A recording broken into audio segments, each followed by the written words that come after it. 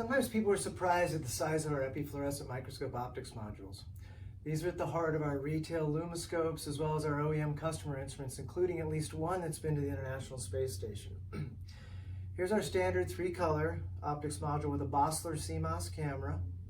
It has 405, 488, and 590 nanometer LED excitation.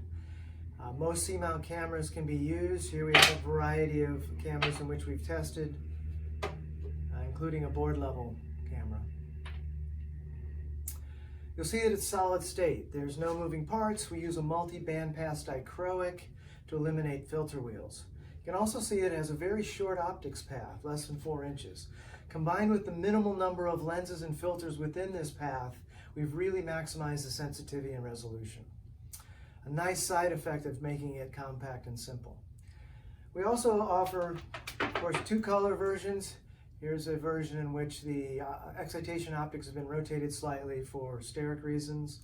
And finally, here's a single color, in this case 488 for GFP, with an aptina sensor in a camera of our own design. The LEDs are actually contained within an excitation post, and then they're wired to LED control board. In this case, there's a 6-channel LED control board. It's normally mounted onto a carrier board, which provides I/O and power. Another board can be added to that carrier board, which controls motion. And here we have our autofocus Z stacking module, in which the optics module attaches in a dovetail joint and then can be used in any orientation for Z drive and Z stacking. So we hope you'll consider Etaluma, whether you're going to space or trying to get the best images out of your biology. Thank you.